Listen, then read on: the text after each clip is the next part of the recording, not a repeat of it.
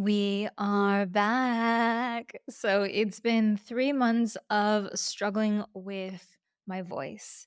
And this is kind of an interesting episode about how not having your voice for months can completely transform the way that you think, the way that you manage your relationships, and the way that, of course, you communicate. So, if you've been listening for a while, you might have noticed that the last couple months have been our classics, rerunning episodes. And that's because I came down with a very inexplicable, no one could explain it for the first four doctors, the fifth one did, about what was going on with my voice. And it's an interesting experience when you have an illness that other people can't see. That's a whole nother topic on what's to come.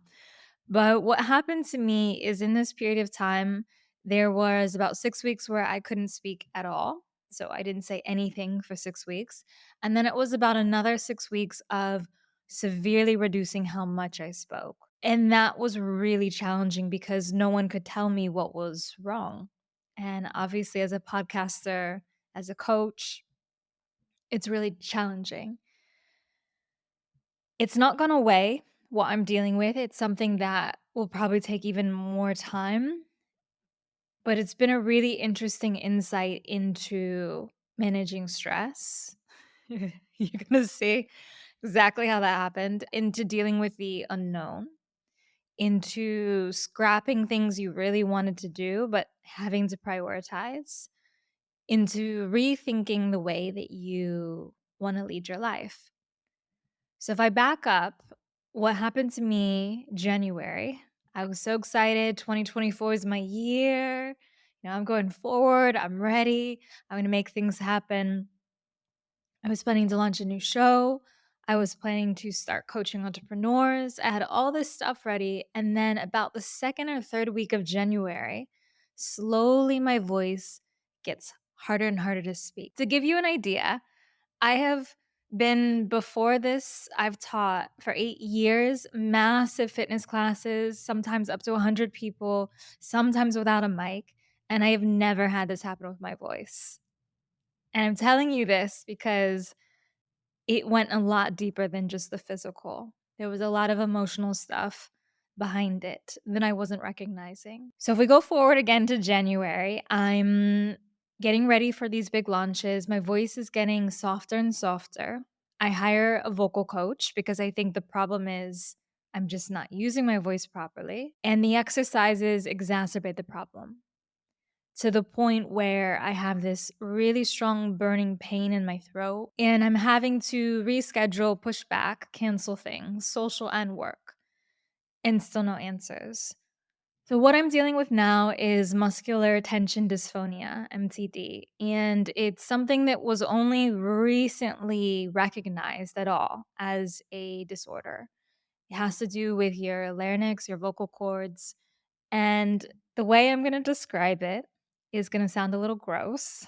If you imagine that you have this kind of funnel in your throat, this little, muscle space, it's not that dissimilar from when you go to the bathroom and you're constipated. So if you're not constipated, everything flows freely. You don't need to think about it.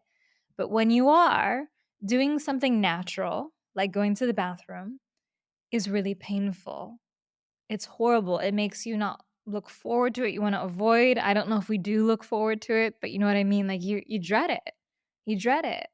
And that's what happened with my voice.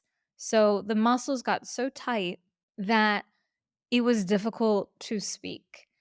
And the really wild thing about this is that it's very much emotionally driven.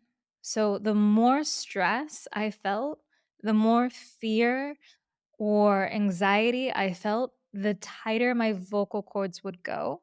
And it became almost impossible to speak, as if someone was holding my throat. You can imagine having that happen. It makes you take care of your stress because you don't have any other option. It's also exacerbated a lot by what you eat. So I've had to completely take out, there's been no alcohol, no caffeine, no dairy, no spicy foods. All of this inflammatory stuff I had to get rid of, for at least now, so that I could speak. Now knowing what it is, I feel good. But for the longest time, I didn't. And I broke down at least 4 times, really upset about it. Because if you imagine the one thing you really enjoy doing and that is your work and you can't do it anymore, not only that, you can't talk about it because you can't speak. So I'm dealing with this issue, which is very much emotionally driven, although it has a physical origin. We don't know if it was a virus or if it was an infection. And I can't speak to anyone about it. What happened is that when this first started, I was making a really big leap. I was launching a completely new podcast. I was changing into coaching entrepreneurs in visibility, and it was scary. It was a huge break from what I've been doing. Not that I'm going to stop, but it was a huge leap for me. And there was a lot of anxiety, fear that I wasn't dealing with. And so, right now, I'd invite you to think about something that you know is bothering you, who you think that you're not processing, because it will show up. And I remember when I was talking to a friend, the 1 hour I could manage before I had forced monk mode for 6 weeks. And she had said to me, she's probably listening, she knows it was in Mexico on the beach after sunset, really beautiful. At least I could still go outside, right? And she said to me, I think that there's something you need to say that you're not saying. I think there's something that you need to feel that you're not feeling. If you do that, this will probably start to go away. And I just shrugged it off and said, "Nope. I'm doing my medicine. I'm going through things. I know it's a physical condition, but the breaking point for me was after 6 weeks of not speaking, and I went and had the camera down my throat again, and they said, "There's nothing wrong with you." To hear someone say there's nothing wrong with you when you can feel it is just the worst possible sensation. That was when I had the biggest breakdown because I just felt like before I was working towards something physical to cure it, and now I was dealing with something that no one could see. And so there was a lot of research. It was actually my mom who found this. She's got the nursing background, and she said, this is a possibility, muscular tension dysphonia, which is where your vocal cords get really tight, like I said, and it's painful to speak, really challenging. And the more stress and anxiety you feel, the tighter they become. To this day, I have this, right? So I'm still dealing with this. It's not gone away. I'm just getting better at managing my voice, managing my emotions. But I want to speak more about these 6 weeks of not being able to talk because that really transformed so much for me.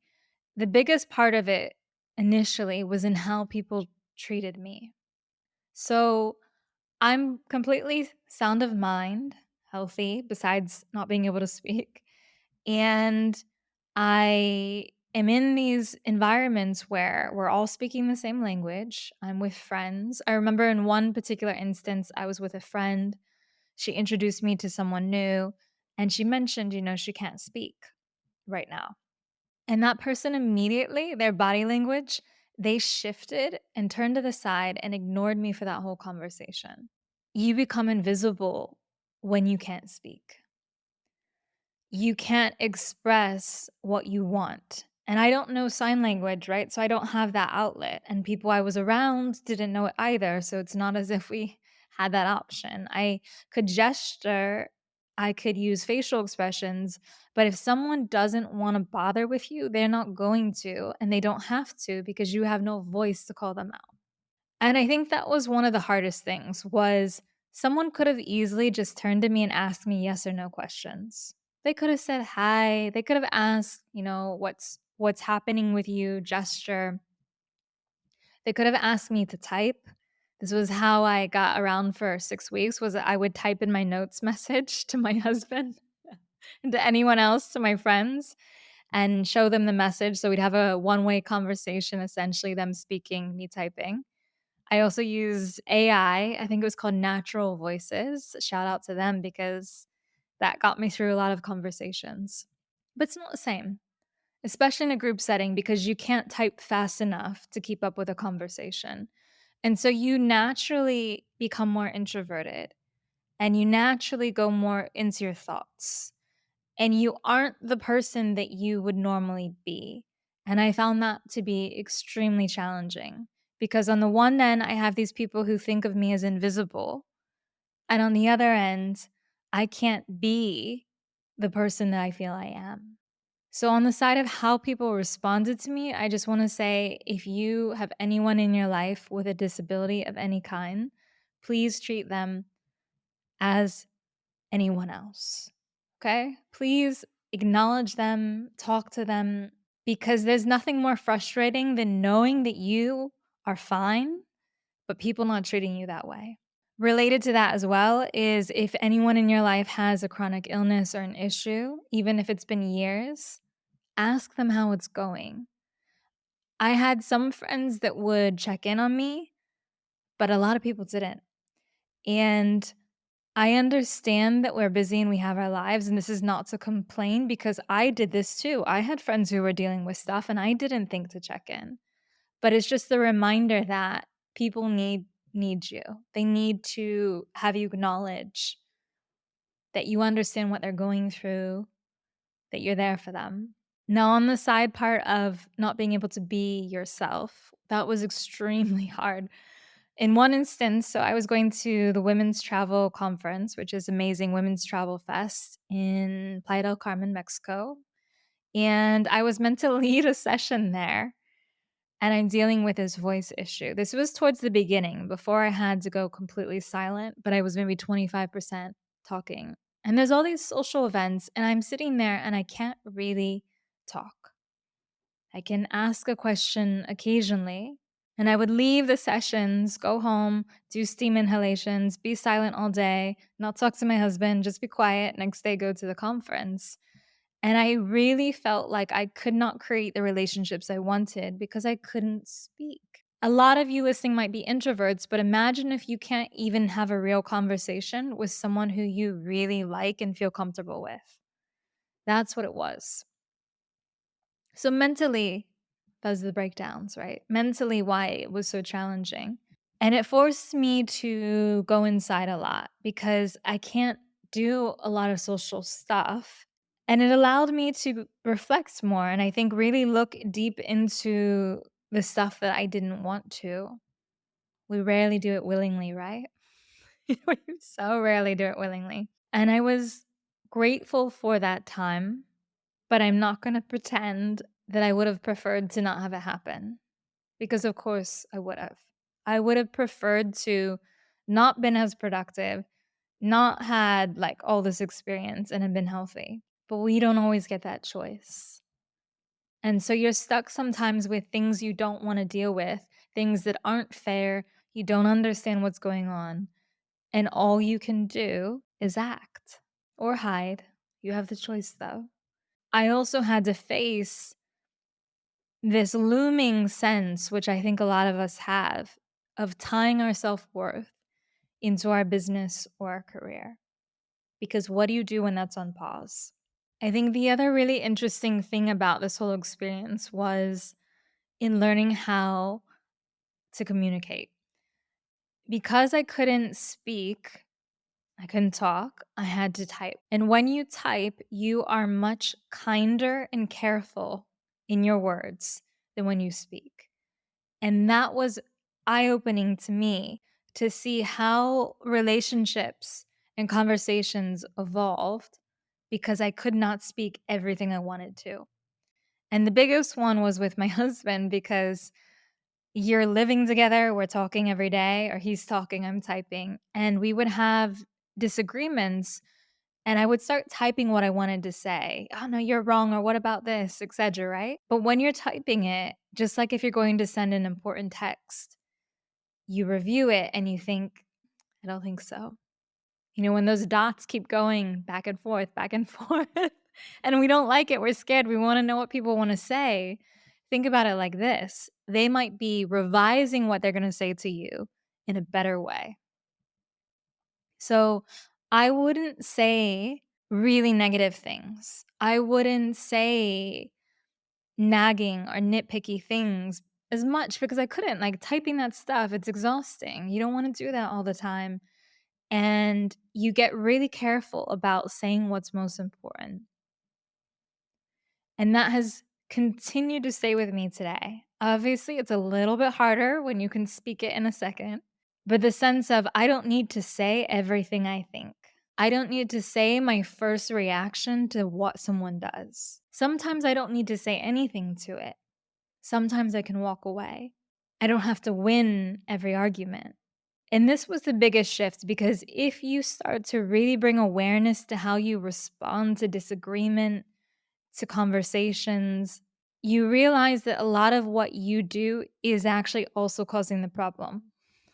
It's not just the other person. This was real time feedback where I could see that. And I could see how conversations would de escalate because I was choosing to not say certain things. I also had to learn how to express myself with gestures, facial expressions, touch a lot more. And that's also something I've carried forward because I realized how little I was actually doing that.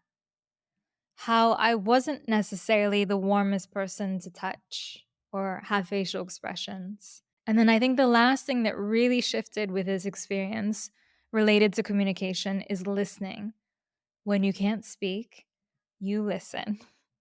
When I'm typing, it was much easier for me to ask a question than it was for me to have a full on conversation about what's going on in my life.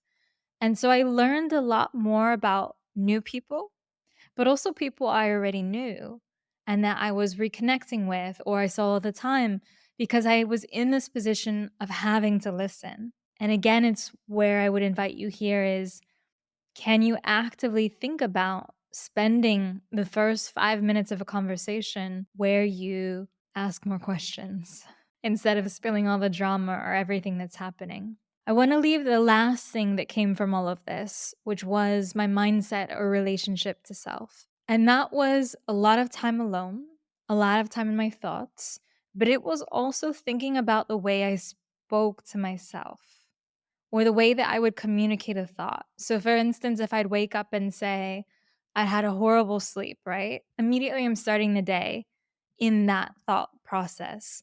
But when you can't speak, you're not going to waste your time to type that. But thinking, what's the first thought of the day that you can kind of shift so it's not so negative?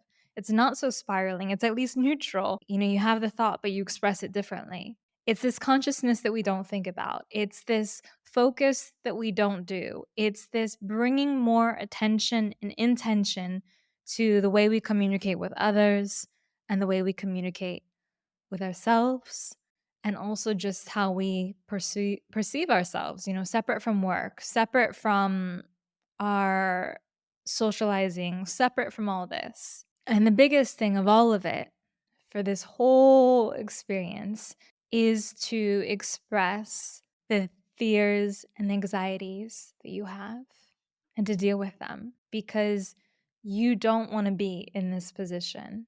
To this day, when I feel stress, I can feel tension in my throat.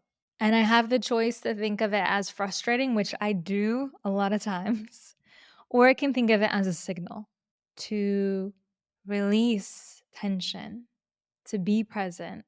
And in this whole experience, although I'm still going through it, I think it's made me really recognize how much internal work there still is to do and appreciate things that I completely took for granted before, like my voice, like being around people, and to really take moments in those experiences of talking to a friend or having a conversation to be grateful that I can do those things now. I hope this inspired you. I hope that you share this with anyone who's struggling with something deep inside of themselves that they need to release, open up those chakras. And we are now back to episodes and Feel Good Naked, you'll hear a lot more solo ones from me. And thank you for being here this whole time. Thank you for all the messages for those of you that have sent them. Thank you for all of the experience that you've shared throughout these last almost 4 years now. I appreciate you so much, and I will see you in the next one.